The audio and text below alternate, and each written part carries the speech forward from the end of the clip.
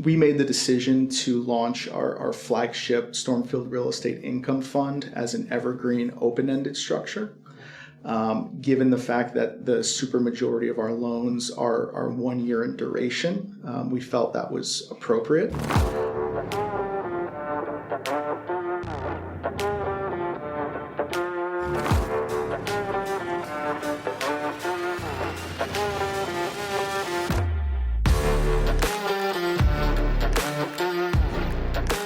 All right.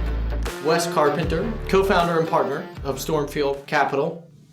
I'll let you give an overview on the company, but thanks for having me here in Connecticut. Really excited for this episode. So you guys were referred to me by Chris Aceto at Gapstyle Capital, who he worked with Tim, and I love Chris, so I'm really excited for this episode. So good to meet you, Wes. Appreciate it. Very nice to meet you. Glad you made the trip out to Connecticut. Absolutely, man. So can you give an overview on Stormfield in its present day, and then we can kind of go through your career and then go back to kind of what you guys are working on right now, too? Yeah, absolutely. So Stormfield Capital is an SEC registered investment advisor. We currently employ 20 individuals out of an office here in Southport, Connecticut. For those who aren't in the area, that's about an hour outside Manhattan. Our investment strategy is to originate first mortgage bridge loans. So if you think about the alternative assets landscape, right, people talk about private credit. Within private credit, we are what's known as real estate secured bridge lending. And in short, what we're doing is we're making short duration, low LTV loans against residentially anchored real estate assets. And then what do you think the best summary as far as like size would go? So like 1.2 or 1.3 billion in capital invested in deals. And I saw maybe like 1,300 different loans you guys have put out too. And then funds, do you want to give an overview of like kind of the breakdown of the business too? Yeah, so we're currently managing $650 million of assets across 4 vehicles. Our flagship open-ended fund has been investing since 2016. We also manage some funds of one for large institutional clients, but our investment strategy, remains the same. So we focus on what we view as the lower middle market. Yeah. So that's loans as small as $250,000 up to about $15 million in size. Wow. So leading you to Stormfield, I'm kind of curious on how you guys started the company. So it was only in 2015, so coming up on 10 years, which is cool. But yep. What was your background in credit or lending prior to building Stormfield? And then how'd you meet Tim? I saw you started Blue K Capital, which maybe been your first business that led to this. But kind of what's your real estate journey, or what's your kind of post-collegiate journey that led you here? Yeah, so I have a bit of a unique background in that I had kind of 2 journeys that I was kind of working on simultaneously. So yeah. Kind of my traditional post-collegiate experience, I took a job with a large manufacturing firm by the name of Illinois Toolworks. I was hired into their leadership development program. Ended up focusing on corporate development, so mergers and acquisitions, helping them grow their business, via acquisition specifically. While I was there, I got my MBA, then transitioned to management consulting, where I was at Greenwich Associates. With Greenwich Associates, I focused on structured products, CRA CLOs being one of them. Cool. And also work with commercial banks on, this goes back to, 2010, rebalancing their commercial real estate portfolio. So I was really as a consultant. But my entrepreneurial path, started, even during college. So I actually started a maritime shipping brokerage business in college, which, enabled me to earn the money that I ended up first investing into multifamily properties. Wow. So when I was in my, young 20s, I bootstrapped a, what ended up being a 34 unit kind of multifamily portfolio with the proceeds that I earned from my maritime shipping business. Wow. And so in self-managing, building and self-managing that, small multifamily portfolio, which was single family homes, duplexes, triplexes, yeah, I really learned real estate kind of from the ground up. And it was while I was engaged in that call it a side business because I had my day job, Sure. where I was introduced to bridge lending by an attorney. And this is probably in 2010 or so. And what struck me very quickly when I learned about bridge lending was I could make a 50% loan to value loan against the same residential assets that I was trying to acquire. I didn't have to do all the hard work that goes into, managing real estate, right? Finding tenants, evicting tenants, right? Managing the physical assets, right? Changing doorknobs and fixing toilets. Yeah. And the cherry on top was that you can actually earn higher returns. So at the time, the first loan that I ever originated, charged 13% and 3 points. And so when taken all together, the simple fact that you can lend 50 cents on the dollar against these highly attractive residential real estate assets and earn, high double digit, mid to high double digit returns, a light bulb went off. And I've since devoted my career to it. So those first originations, was that along the way while you were at these other companies? Was that this Blue K Capital? I ultimately formed Blue K Capital to bring some substance to what I was doing. Right. Really just at the time for my own account. The first handful of deals were kind of syndicated, family members, friends.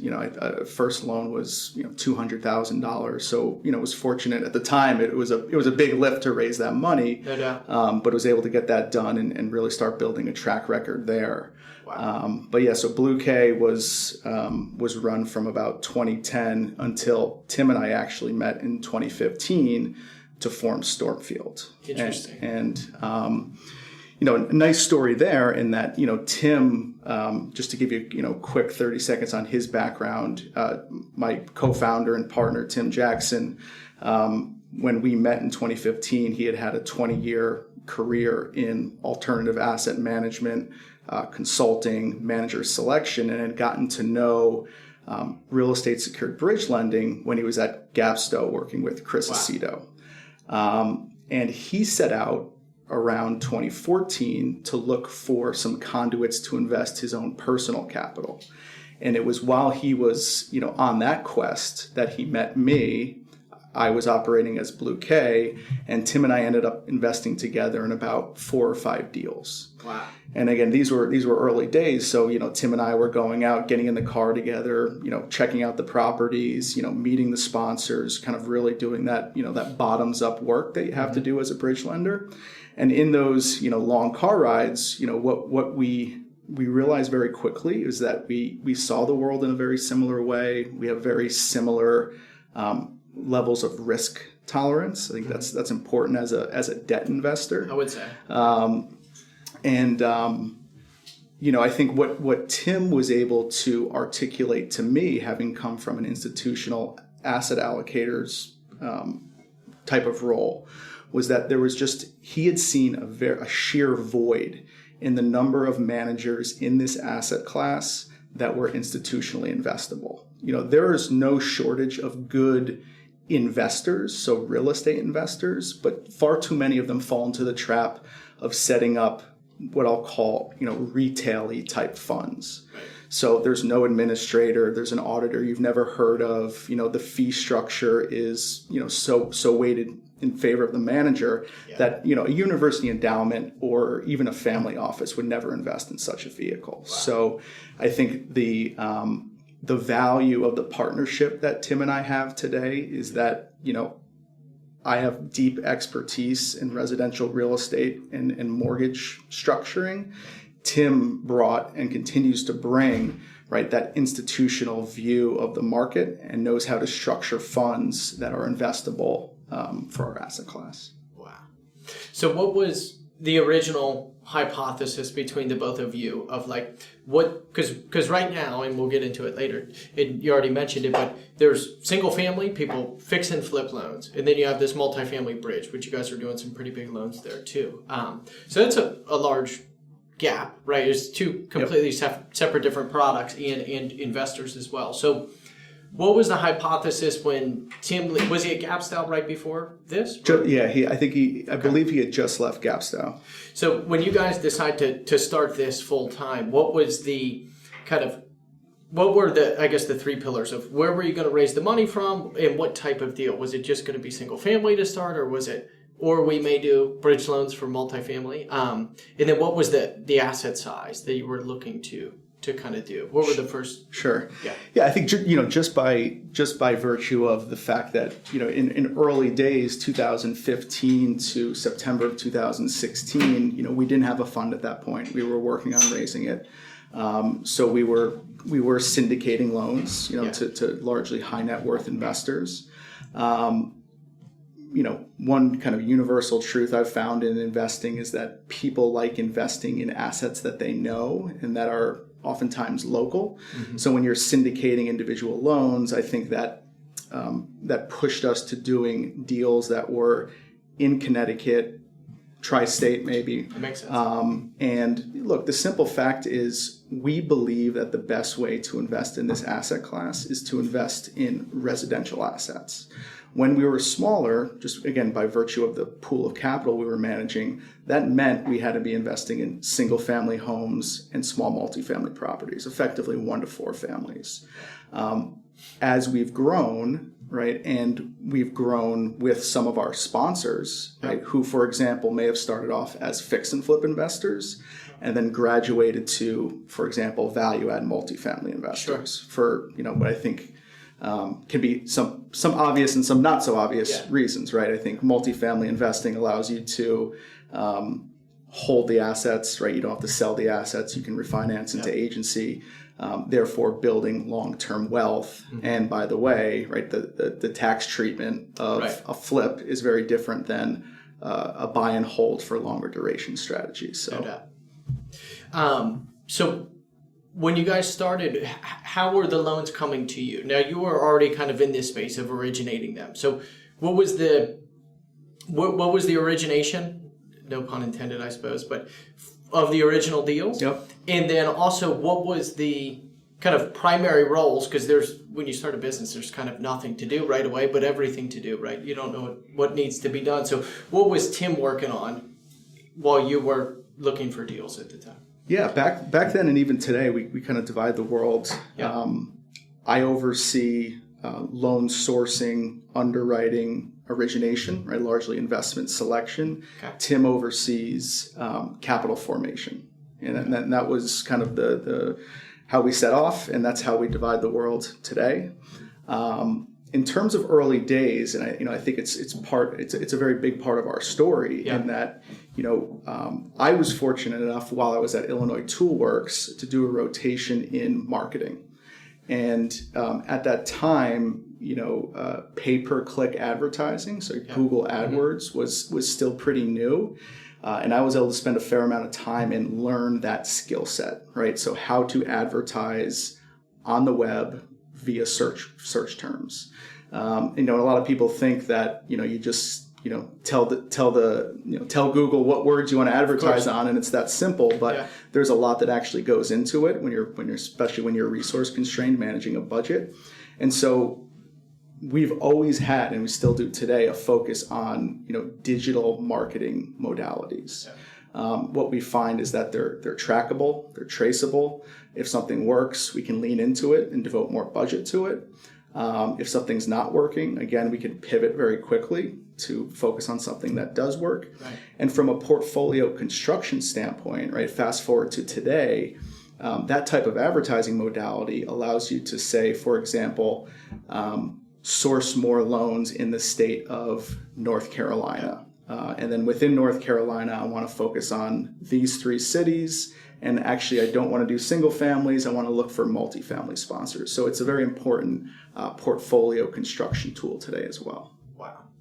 So bringing us to modern day then, what is the best breakdown of the products you have and then maybe the associated term structure for both your bridge product for larger deals, so to speak, and then individual fix and flip loans? And we can spend time on both. If you want to start fix and flip, so like what loan to value, what loan to cost, what markets do you guys like to stay in? And then the servicing component as well seems pretty unique for you guys. You keep everything in-house? We do, right? Yeah, maybe I'll give you the landscape of how we characterize loan types. Perfect. So we have what we call residential transition loans. Okay. Right. And so that can be anything from a single family fix and flip through a value add multifamily property. And so right now, our portfolio is about 65% residential transition loans. The balance of the portfolio is about 35% bridge loans, right? The main difference being that the underlying real estate is in an as-is condition, no rehab or rehabilitation is going to take place. That's where we're solving for example, a time is of the essence closing, right? Borrower just needs to close quick. Yeah. And then those special situations, equity partner buyouts, liquidity, cash out type loans, etc. Sure. So about 65% of our portfolio are residential transition loans. And you mentioned, fix and flip. Yep. Right. To stop you, so back to the bridge part. The bridge part is as is, you're saying no kind of construction component. Correct. Okay, cool. And that can be for a single family product or? It could be for a single family product or multifamily. Okay. Yeah. Given the turmoil that we've seen in the banking environment recently, we've seen a large spike in highly qualified sponsors who, done their last 5 deals with a relationship bank, and that bank is no longer lending. Mm-hmm. And they have an earnest money deposit that's gone hard. Yeah. They need to close, and Stormfield's the type of firm that can help them close. And then what type of term would be associated, or did you not want to get to that part, the loan structure yet? No, happy to touch on that. So while these loans are different, right? A residential transition loan is different from a bridge loan in some ways. At the core, they're fundamentally the same. They're 1 to 2 year interest-only loans. They're typically full recourse to the control members of the borrowing entity. All loans are made to single-purpose real estate entities. Interest rates today range from 9 to 11.5%. We typically charge 1 to 2 points, depending on the scenario. This is where you'll start to see a little bit of divergence. Yep. We get prepaid interest reserves. So if for example, a single family home is being fixed and flipped, right, there's no cash flow coming from that asset. So we want to make sure we have an interest reserve that's adequate to get the sponsor through their business plan. Yep. A value add multifamily deal. Typically, sponsors will do rolling renovations to the units as they vacate them and turn them. So there will be some amount of cash flow, but usually not enough to debt service cover our bridge loan. So we'll build in an interest reserve to that loan, but amortize it over the life of the loan as opposed to applying it to whole month payments.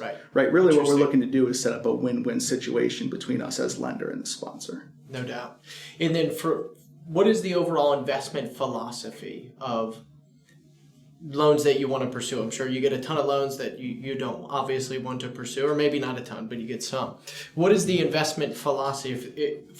Is there any hard and fast rules of markets you stay away from, products you stay away from, age, maybe something built on a crawl space? I don't know, like if there are different property level details that you would stay away from. But I guess the twofold question is, what is the investment philosophy? And hey, we want to lend on this product, and then what ideally is the return for you guys? Like, is there any specific product? Or I guess just in zooming out, what is the full investment philosophy on lending on any deal for the team? So at the highest level, we are an asset-based lender. So we are looking at the real estate collateral securing our loan. Now, having done this for over a decade now, what you learn is that a bad sponsor could ruin a really good asset-based loan. Yeah. And so while we view ourselves as asset-based lenders, right, we do extensive and exhaustive due diligence on the sponsor sponsoring our loan. And that level of due diligence on the sponsor is really going to depend on the business scenario related to the loan, right? Yeah. So for fix and flip, experience is, what we call like-kind experience is the biggest predictor of success in a fix and flip loan. So a borrower having a 710 FICO versus a 680 FICO isn't going to influence the outcome of that loan as much as has this borrower completed, 10, 20 projects. Number of projects. And the important thing is, and I think this is an area where there's a little bit of arbitrage in the market vis-a-vis securitization, which we can talk about related to fix and flip loans. Not all experience is equal. Right. So if you have a sponsor who's maybe fixed and flipped 7 properties in Miami, and then he goes out and signs up a deal in Atlanta, Georgia, that experience might not translate, right? Because if you think about it at its core, your experience as a fix and flip investor is understanding the market and then really having the subcontractors that will show up on your timeline, complete the work in a workmanlike manner, so you can get the property, back on the market. And relationships in Miami aren't going to translate into, relationships in Atlanta. 100%. And do you think time frame? This is maybe a little bit quirky, but like a time frame matters in flipping, because you had this period of in the coastal markets during 2020. You almost didn't have to be a disciplined investor to make money, because you could buy it at closing, probably off the market, right? And then property values are just going through the roof. So it looks like there was equity created or it was bought below value, but in reality it wasn't. So I think this market is significantly different underwriting any fix and flip deal, just because you actually have to buy it well below basis to make money, as opposed to then. No, absolutely. The way, a few different ways, just kind of touching on it, the way that we address that is, what we always say is it's not our job necessarily to, pinpoint a property's value today. It's our job to pinpoint that property's value in 9 to 12 months, specifically when they're going to be selling the property. Now, the way that we value properties, obviously we go out and get third-party appraisals, right? That's something, you just want to do for good measure. But at Stormfield, we have a very strong belief that it is our job to determine what the property's value even is before we sign up the deal. So we're doing a sales comparable analysis on every single property before we even issue a term sheet.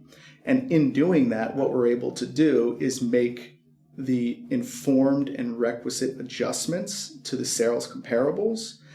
That's going to influence what the ARV, the as repaired value, will be in 9 to 12 months. And so to your point, if we are coming off the, for example, the post-COVID boom that we've seen, right? We don't expect that home values are going to continue running at the same pace. We actually might make adjustments to the sales comparables, which will project out a flattening or even maybe a 1 to 3% decline in single-family home values. So that's how we address for that type of kind of experience through time. That makes sense. So digging into we can go single family flip and then origination, application, underwriting for bridge as well, or for multifamily rather. So on the single family side, how do you guys effectively underwrite deals across the country at this point? It seems like you have, I don't know how many states you've lent in, but how are you able to, you being someone who, it sounds like built their business obviously locally, hands on your properties, understanding the property value, and then real estate, especially single family, is hyper location sensitive. You have different little neighborhoods, same neighborhoods split in half, built by different developers, right? There's a lot of nuances there. So what is the application process and underwriting process for people to work with you on deals for single family, and what do you look at that maybe other teams don't, or what's important to you in that process? Yeah, and maybe before I address that specifically, to touch on, a question you had asked previously, we have to simultaneously take a very top-down and bottoms-up approach while we're underwriting. Just given the sheer number of units that we close, it's important for us to be able to learn from challenging situations that have presented themselves in the past and make sure we don't make those mistakes again, and therefore ultimately drive efficiency in underwriting. Sure. So I'll just give you an example. So what would be the top down portion of that? Top down would be, probably at the highest level, looking at the demographics of the state, making sure we kind of like the flow of people either into or out of the state, employment trends, etc. Like a very macro, geographic. Very macro. Okay.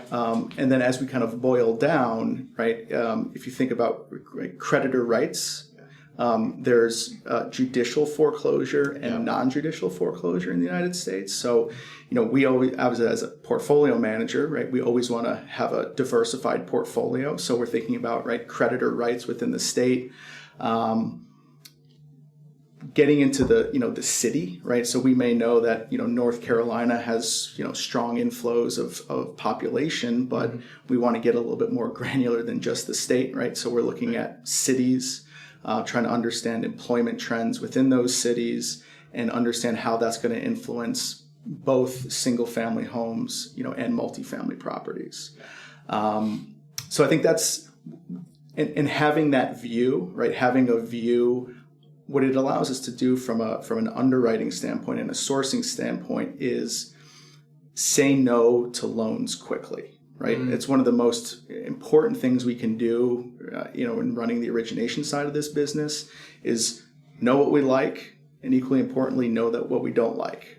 We are generating on average 120 lending opportunities today, largely through our digital advertising and then just our existing relationships. A day? A day, yes. And so, on average, we're closing 1 to 2 loans per day. And so to whittle it down from 120 lending opportunities to find the 1 or 2 loans that we actually like, it starts with a high level. No, we're not going to lend against this property because it's 140 years old and we don't like lending against stacked stone foundations. Mm-hmm. No, we're not going to lend against this property because the per unit size is below 800 square feet, and that we know on average units of that type tend not to perform well. So it's those kind of very high level, effectively rules allows us to focus our resources on the, on any given day, 10 to 12 loans will get fully underwritten and we'll issue term sheets on about 5. Wow. So what else is that first wave? What are some of the other variables that are like kind of your easy binary checklist that gets down to the second? And then following that, at what point does underwriting take more time? Because obviously you go through and you can look at the year everything was built, and then now you're left with a stack of 40, 50, or 60 loans. I assume there it becomes more time intensive where your team's actually researching that market or deeply in the property. Like what part of underwriting is most time consuming, do you think, for the team to refine it to the 1 or 2? Yeah, just to touch on an easy one is just asset class, right? So that 100, even though we present ourselves to the market as a residential lender, invariably we're going to be sent deals against, office, marinas, office, retail, etc. And those are, while we will make office and retail loans, they are on an exception basis and they constitute less than 5% of our portfolio. So if someone comes to us with a, non-signalized retail strip mall in St. Louis, it's a very quick no for us. Yeah. I would say in terms of, when underwriting, gets a little bit more intensive, so for example, we'll have a loan against, a multifamily property. So, right asset class, the sponsor will, be purportedly experienced, right? So we feel like we have someone that, could be a partner. But, they want to do a value add plan, right, on a multifamily property. And, very typically you'll see a value add plan where at its core, the goal is to lift the rents from $800 per door to $1,200 per door, sure. Right? And so the question is, will the market bear, right? If we believe this sponsor can complete the renovations to the units, will the market bear $1,200 a unit? What can we find in terms of sales comparables, right, etc.? So I'd say before we're even issuing a term sheet, I mentioned, we're going to do a sales comparable analysis. We're going to do an income approach. one of the, obviously the two keys, inputs to our income approach is, will the market bear the projected rents that the sponsor believes they can attain? And then are they using a reasonable expense ratio? Interesting. So wrapping up on the single family side, or kind of juxtaposing both, what portion of the business derives kind of like the most income for you guys? Or like, and what are most deals? Are they single family? Is that representing more of the income to the business, or is it on the multifamily product? I'd probably just characterize it as, dollars invested. Sure. Okay. And so, that's a better way. The multifamily accounts for more dollars invested, but single family homes represent more units, so more loans. Sure. And that's important, and it actually gets down to an important philosophy of Tim and mine.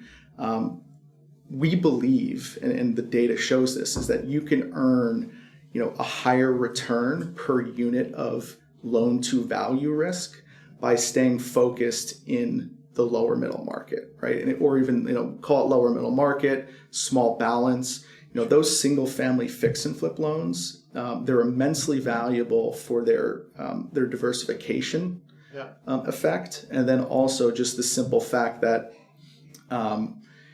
again, the returns that you can earn are very attractive, and it's for a simple reason. One, banks aren't participating in that space, right?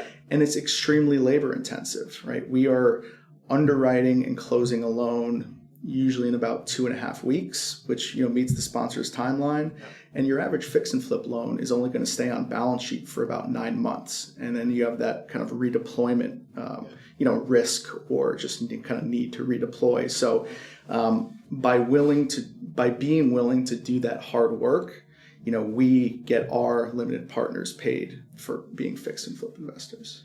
Wow. So on the term of single family, a lot of deals that people will get into, obviously they're trying to get it done in less than a year. So what makes people a good fit for Stormfield? Is there a prepayment penalty that obviously you need to, project what your income is going to be for your funds? But how do you guys fit in the overall flipping market? I guess what do people mainly come to you for? Because that can be a long hold, that can be short, depending on the product, or project rather. And then what do prepayment penalties typically look like on deals, so you guys can still earn, Yeah. So I'll answer the prepayment penalty question first, which is to say that on a fix and flip deal, we're typically looking to earn 3 months minimum interest. Okay. So after the loan's been outstanding for 3 months, the borrower can prepay that loan with 0 penalty. Oh, cool. What's interesting about the fix and flip market today, and it's really been an evolution over the past 6 or 7 years, is that if you think about, put yourself back 6 or 7 years ago, right? Everyone was in that global search for yield when interest rates were 0. And people started putting fix and flip loans into non-rated CRE, CLO, right? Securitizations. Right. And so that business has matured over the last 6 or 7 years to where actually in 2024, the first rated fix and flip securitizations have been issued. What that's done is, I think it's done a lot of very positive things for the asset class. It's really kind of institutionalized the asset class. Mm-hmm. People will still refer to this business as, hard money lending. Yeah.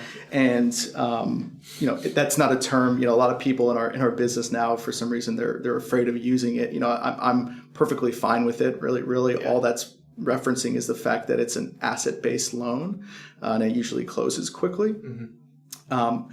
But in addition to making securitization kind of institutionalizing the fix and flip business, it has driven more competition. So where does Stormfield sit? Yeah, what are the competitive advantage you guys think? Yeah, so I think it comes back to our capital structure. So the fact that we didn't touch on this, but another one of our core tenets here at Stormfield is that we do not employ static leverage on our funds. So we're managing $650 million of equity. We do use a line of credit, really just to ensure that we stay fully invested, but it's not intended to be static leverage. And what that flexibility does is it enables us to lend in all market environments. Just thinking over the past 4 or 5 years, you've had, COVID took place and completely shut down securitization. So every one of our competitors, who's usually a thinly capitalized originator who will originate highly levered. They will be highly levered, right. But then they'll also sell the loan to an aggregator or a direct issuer. And so the originator is never really intending to hold the risk for any period of time. They're just truly an origination conduit, make a couple points. So one, by not levering our book and having discretionary balance sheet capital, we've been able to lend through, for example, the COVID dislocation, the most recent, bank failure and interest rate volatility dislocation. Both of those little cycles caused many originators to go out of business. Securitization froze. There were some aggregators that filed bankruptcy. But Stormfield, with its conservative balance sheet, continued serving our best fix and flip customers and mortgage brokers. With that balance sheet, also comes the ability to truly be common sense investors, right? So I mentioned credit scores before, right? So we what we learned through the data is that experience is more important than a FICO score. Now, with that being said, we don't want to make a loan to someone who has a 470 FICO, but a 710 FICO score is not the same borrower to borrower, right? So if a loan's going to securitization, all the ratings agency, they just see the credit score and that's it. What we're able to do is we're able to look into the credit report and say, what's driving that 710 or that 680 FICO score? Is it the fact that they had mortgage lates, right, which would be something that would, scare us a little bit? Mm-hmm. Or is it the fact that they're a fix and flip investor and they just have high utilization of their credit cards, right? So we can be a little bit more granular in our underwriting and thus serve a borrower base that is currently underserved. Wow. So with the fix and flip market, obviously highly competitive, and people are sourcing money from all over the place.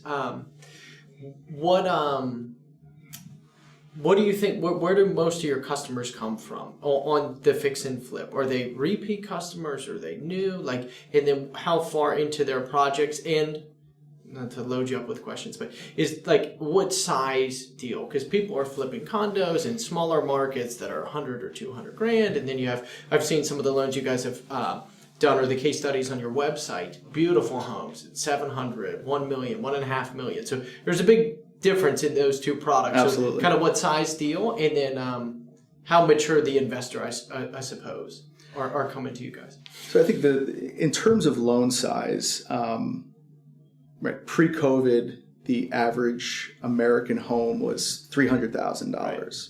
Now it's $400,000. With that said, we tend not to make loans below $250,000 in size, never wanting to be more than 65% loan to value. Mm-hmm. And the reason is that, if a loan is to go into default, the workout expenses are effectively fixed. Yeah. So if you're foreclosing on a $200,000 house, right, that protective equity, while it may be 35%, in actual dollars, it can be eaten through very quickly with mm-hmm. legal bills, protective advances, etc. Fascinating. So that causes us to focus on loans that are, no less than $250,000. Right. With that said, we do have a slight bent towards certainly not luxury properties because they tend not to be extremely liquid mm-hmm. through market cycles. But we always want to be focusing on properties that are within one standard deviation for the median of a particular town or city. And then generally speaking, when we're targeting towns or cities, we're targeting towns or cities that are have median home values greater than the average in the United States. Right. Wow. So that's causing us to focus on your average fix and flip loan at Stormfield is probably going to be a $400,000 loan, against a house that, we hope will sell for $700,000 to $800,000. And then what markets do you guys invest in or fund in? Mainly primary markets across, and I know we spoke about, likely, or I'm sure every market you invest in has some sort of positive growth trend. So maybe the Southeast, different markets up here, but what specifically inside those states? Is it mainly primary markets, secondary markets, any tertiary markets that you lend into? So we do lend, primary through tertiary. Okay. If we're going to be lending in secondary or tertiary markets, we really want to understand the demand drivers for employment in those markets. Got it. We will not make a loan in a town or city with a population less than 35,000. We've just learned through experience that while there are some very unique and interesting opportunities in smaller towns, in mass, the lack of population breeds lack of liquidity in real estate, and that can just mean your fix and flip sponsor, your multifamily sponsor just takes longer to sell the property, or in a worst case scenario, if we have to foreclose on the property, take it as REO, ultimately our goal will be to sell it, and the process of selling in an illiquid market, it's not fun. Not fun. Yeah. Takes too long, and we've learned that lesson. And that's, I think, one of the things about being a disciplined investor and building the right processes. You're never going to be perfect, but when you make a mistake, internalize the mistake, kind of institutionalize the cause of the mistake, and don't make it again. Yeah. Enhance your processes to hedge on those mistakes.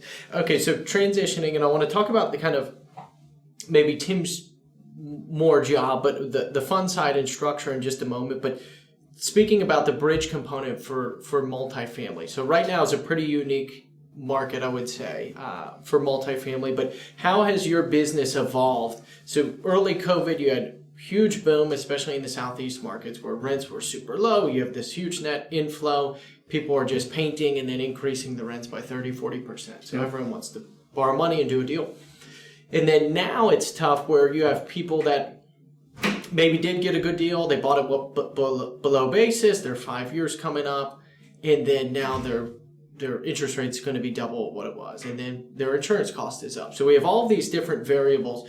Where does Stormfield fit right now? And kind of how have you guys provided value to investors? And what is the most common use of the multifamily bridge product right now? Yeah. So as you've alluded to, if we think back over the last 2 years, the most frequent scenario that we're seeing from value-add multifamily investors is a group that bought an asset in 2021, 2022. They effectuated their business plan, so they may have done their value add, they may have increased their rent roll, but their bridge loans maturing, and they, because of the increase in interest rates, right, and therefore cap rates, their takeout loan, their agency loan isn't penciling out. And so what they're looking for is time. So another bridge loan to buy them some time to hopefully, see some cap rate contraction, such that they can either refi or sell the asset for, the profit that they likely promised their investors. So, when we're presented with that fact pattern, I think 9 out of 10 of those loans, the view that we take is, look, sponsor might be good. They were off on timing. Market moved against them. We don't necessarily want to buy into a problem situation. Mm-hmm. So we're gonna pass on 9 out of 10 of those scenarios. Got it. Kind of a bridge to bridge type scenario. But 1 out of 10 of those scenarios, you will have a sponsor with the right capitalization whereby we can get comfortable providing that bridge loan with what might be a cash in equity infusion to get us to that right loan to value basis, mark to market today. Wow. And of those 1 of 10 that you take down, what is the outcome if that 2-year period does come and cap rates don't come down? What is kind of the workout situation there again, where they kind of are seeking another bridge loan or an extension? obviously you may not want to go through a workout of a larger asset like that. Like, kind of what would be a problem solving? Yeah, I mean, the beauty of multifamily obviously is that it's cash flowing, right? Yeah. And so these properties are cash flowing, and therefore, right, we can impute a value, and the value that the market will dictate point in time is its value. Mm-hmm. And so in scenarios where, say, we give that bridge to bridge loan to buy them some time, and there's not either a takeout, agency takeout, or a sale, because remember, these assets are fully saleable. The reason the sponsor isn't selling them is because they're not meeting their underwriting, the original underwriting, or their profit projections, usually for their LPs. And what we try to politely do is help them see that by liquidating the asset, albeit at a lower number that they originally projected, it's going to be a better outcome for them when compared to Stormfield having to enforce its rights. Yeah. Wow. Interesting. That makes sense. How do those conversations typically go? It seems like a pretty strong and valuable stance to have taken. Maybe other creditors or lenders would want to go through the workout of trying to sink their claws in deeper, maybe? Yeah. I mean, look, our philosophy, and it comes back to the job that we've been hired to do. We've been hired by our investors to deliver them a stable, conservative, high yield. I liken it to, I always give the baseball analogy, right? It's just our job is to hit doubles and singles and doubles. If you ever see us swinging for a home run, then we're not doing our job.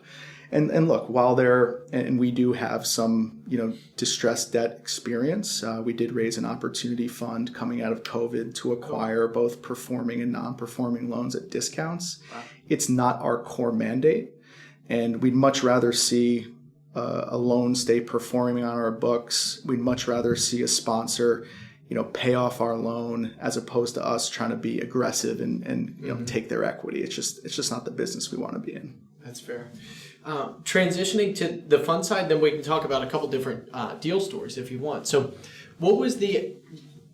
can you give an overview of maybe the first fund, or what your typical fund structure is, how you raise money, and kind of what the return is for your investors, however that is structured? And then two, how did that evolve over time? Now working in the endowment space is a lot different than local, maybe family offices too. So what was the journey of that in growing the company over the last 10 years? Yeah, absolutely. Yeah. And I'm just going to be a little bit guarded in that I wouldn't want anything I say to be construed as fund marketing. So if especially we can omit any performance talks. Yeah, okay. Yeah.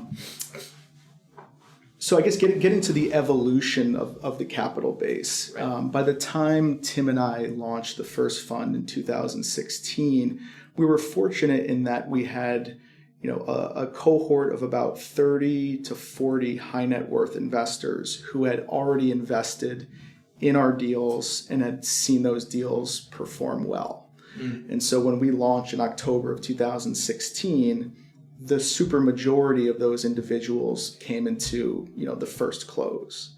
Now, we made the decision to launch our flagship Stormfield Real Estate Income Fund as an evergreen open-ended structure. Given the fact that the supermajority of our loans are 1 year in duration, we felt that was appropriate. When investors come into our fund, there's a 1 year hard lock, after which they can redeem 25% of their capital account per calendar quarter with 60 days notice.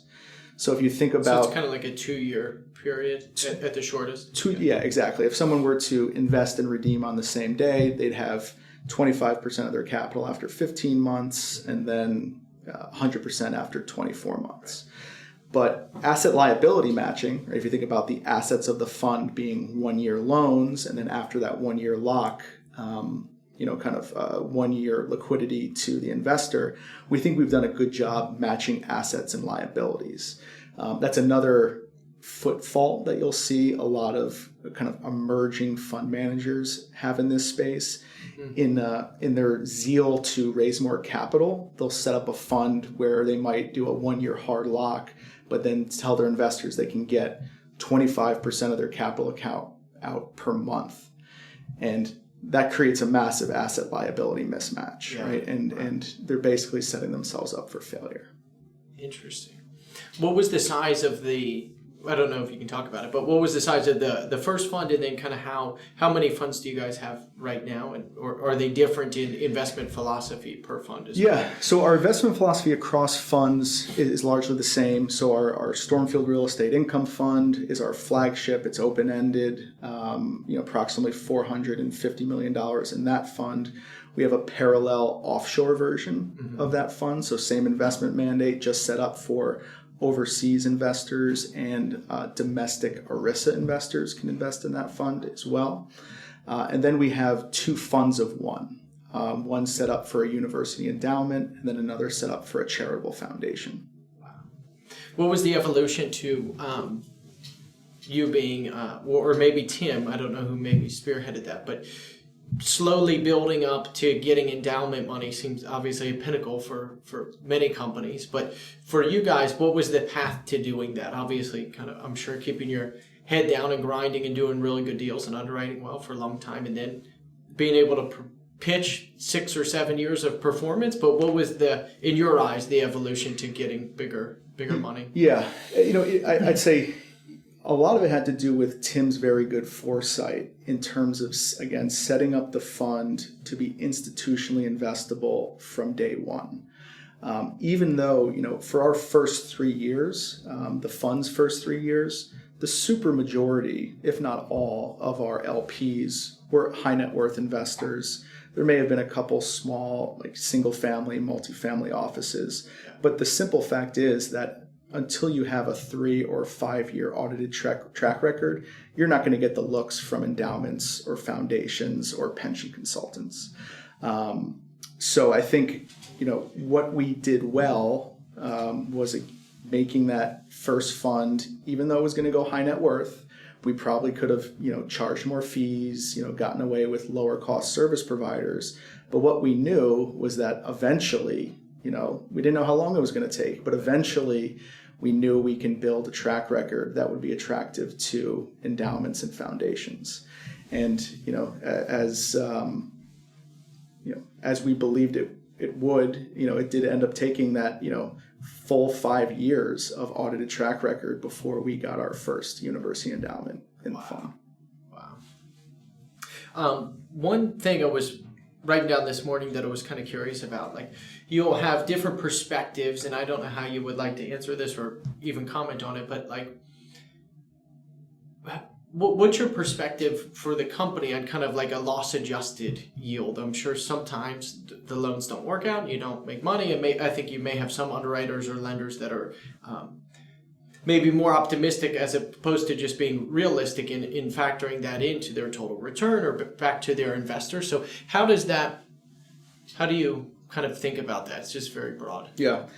It's one thing that, even though we're now managing, $650 million, we have close to, $700 million out on the street. We still take every dollar very seriously, like it was our first dollar. And so, the number one goal is obviously never take a loss. Yeah. To date, we have not lost a dollar of principal. We've had many very trying situations, and situations where we've had, returns, low single digits, 1 to 3% IRRs over, 3 to 4 year workouts. And so those have been kind of very painful, challenging situations. But I think that track record, while it displays that attitude of treating every dollar the same and making sure that, you want to get every single dollar back. It also starts with, right, the highest level of philosophy, lending against liquid real estate, right, residential real estate, staying focused on the small balance space. And again, in real estate secured lending, loan to value is our number one tenet. And, we have never lent more than 65% loan to value. I shouldn't say that, not that we've never lent, but the super majority of our loans are sub 65% loan to value. And the weighted average loan to value across the portfolio today is 58%. Oh, wow. Okay. So, that conservatism, translates into the lack of principal losses. Wow.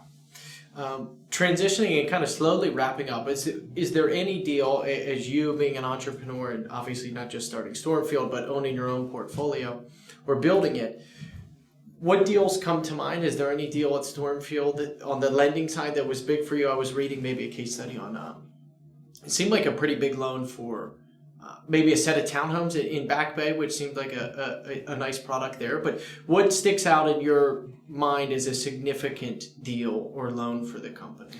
Yeah, I could touch on the loan in Back Bay because I think it touches on the value proposition that we can have. And this particular loan, north of $10 million loan secured by 2 vacant multifamily properties in Back Bay, Boston. So, a very, affluent, historic section of Boston. Sponsor had owned the properties for a number of years, was working on entitlements to effectively add more units to the properties. And in this particular case, the sponsor, while he was experienced, didn't have a ton of personal balance sheet, but the balance sheet that he did have, he invested every single dollar into these deals. And so on the surface, I think one of the reasons we were getting a look at the deal is that while you had fantastic dirt in Back Bay, Boston, and these were residential assets, so very desirable, they were 100% vacant, and there was a little bit of ambiguity as to whether he actually had the liquidity to get a takeout loan to do the construction on the properties. We were able to roll up our sleeves and ultimately just very simply get comfortable in the dirt, and the simple fact that there was no way that we can lose money being at a 60% LTV attachment point against these assets. And yeah, what ended up happening was the sponsor decided to sell one of the assets with the entitlements, paid down our loan by about 85%. Wow. We were left with a very low LTV stub on the remaining property. And because he, decreased the footprint, he was able to get takeout financing with a bank and paid us off. So it certainly wasn't a vanilla transaction. A bank wouldn't touch it. Most bridge lenders wouldn't touch it. But again, due to the fact that we have a stable balance sheet, it was something we were able to get comfortable with. Wow, it's a great deal. Anything else come to mind as a significant point in the history of building the company, whether it be deal or maybe capital partner? I saw this summer, it seems like there was a mandate with a prominent Swiss bank from the article. I don't know if you can comment on that, but any other point in time you think that was significant in building the company via deal story? I'm sure there's plenty. There are a lot of good deals along the way. There's been plenty of milestones. Reflecting back, probably one of the things that makes me, a few things that make me kind of most proud. I'd say one of them is, we have a team of 20 professionals, working for Stormfield who really care. A week doesn't go by that I don't get a call from a broker or some counterparty just telling me how well one of the team members did on a deal, and they went above and beyond. Wow. And being able to build that culture of people who care has been kind of really valuable, and seeing the Stormfield brand go from what Tim and I ideated on in 2015 to an actual market presence that people talk about is extremely rewarding. And we wouldn't have been able to do it without the great people that work on our team. So just kind of experiencing that, being part of that is extremely rewarding. And it doesn't also hurt that we're reaching this, as we record this, we're at kind of peak AUM. This week is going to be our highest origination week since inception. December will be our highest origination month since inception. Wow. And our performance, this year might be the highest since the income fund, our flagship fund's inception. So, things are good. We're grateful, and it's because we have a great team. And all of those are wildly impressive because it's tough time in the credit markets and at the property level for a lot of people too. So kind of rolling that into the last couple questions here. What is the team focused on now, if that's any different? But like, what are you guys looking forward to next year? Are there any new funds you want to raise? Is there anything else you will do maybe differently? But like, what are you focused on right now at the company level? One comment I will make is, I think there was the mantra in real estate, survive till 25, when, volumes across all real estate asset classes were down. And to be clear, while this has been a great year for us, we were not immune from that. What we did with our time was invest in processes and technology. So we rolled out a number of kind of technological advances, both on the origination side to drive efficiency, and then on the asset management side as well. So many of those technological enhancements to the platform are just getting live now. So I'd say looking forward to 25, seeing the effect of those investments in the business is something that we're very excited about. Internally, we've really separated it out. You made the comment earlier, a fix and flip loan is very different than a 150 unit value add multifamily deal. And a mistake that we see a lot of peer lenders make is that they underwrite a multifamily deal the same way they will a single family deal, right? Which can be pretty dangerous. So we've really built out those separate and discrete kind of underwriting processes to make sure that we're treating the risk appropriately. So just seeing that kind of really, take shape over 2025 is going to be very exciting. From a capital formation standpoint, there are some things that we're looking at. I don't know if you've been studying at all on interval funds, but an interval fund it's not a new concept, but it's a concept that is wrapping a lot of asset classes. Do you want to give an overview of interval funds? Yeah, so an interval fund is a 1940s Act, effectively mutual fund, right.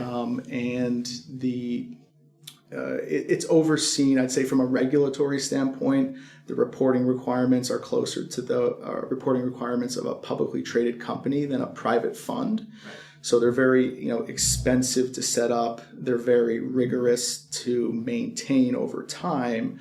But the reason they're coming back in vogue is that they're very easy to transact in for the end investor. Mm-hmm. And there's no accreditation requirements. So what you're seeing is a lot of alternative asset managers who are solely running private funds, setting up interval funds, and then putting their strategy within an interval fund, because the interval fund will get a ticker. It could be purchased, at Schwab or Fidelity, right. With no subscription agreement or anything like that. And then what the wealth managers who place their clients in these funds like as well is there's no K1 reporting. So it's a 1099. So much simpler for that standpoint. So that's something, an evolution in the market that we're watching. But other than that, our flagship, Stormfield Real Estate Income Fund is open.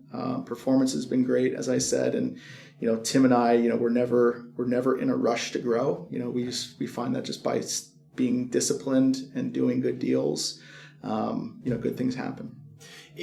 If you do pursue the interval structure, will it be a challenge in any way? Because managing a little bit of a liquidity sleeve or some sort of liquidity structure that may be different than the current position? It would be. And, we do have some thoughts on it.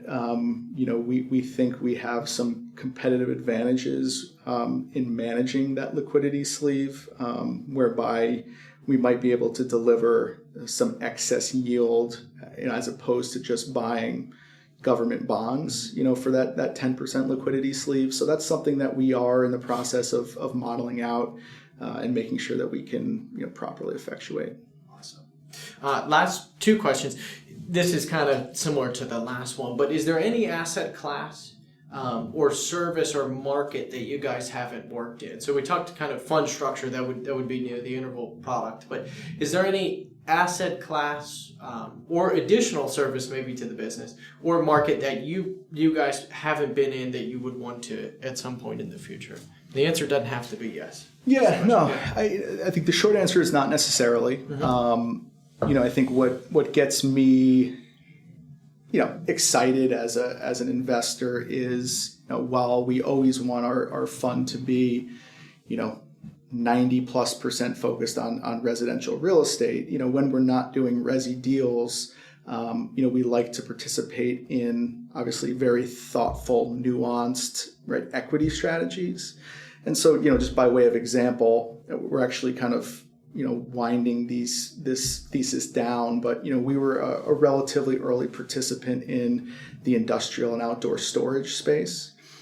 So we got partnered with a couple sponsors who were early in that space, buying up land close to ports on the eastern seaboard. And they, as an equity sponsor, have done extremely well. So we were their go-to bridge financier for 2.5 years.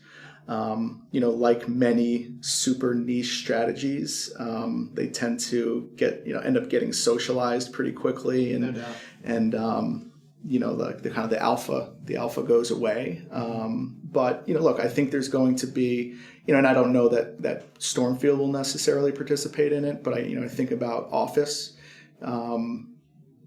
We know that office is in a state of transformation, but I don't believe that, all office is going away. And I think you have a scenario where, kind of the baby's being thrown out with the bathwater. And so for equity sponsors who have the right, capital backing, who have a thoughtful thesis, I think there's an incredible opportunity in office right now if you're willing to roll up your sleeves and take the risk. No doubt.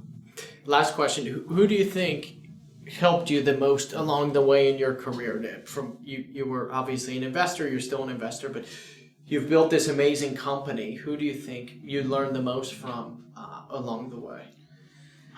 I'd have to give number one kind of homage to, my parents, and specifically my father. My father was an entrepreneur, and just seeing the persistence, the determination, and the hard work that it takes to be an entrepreneur.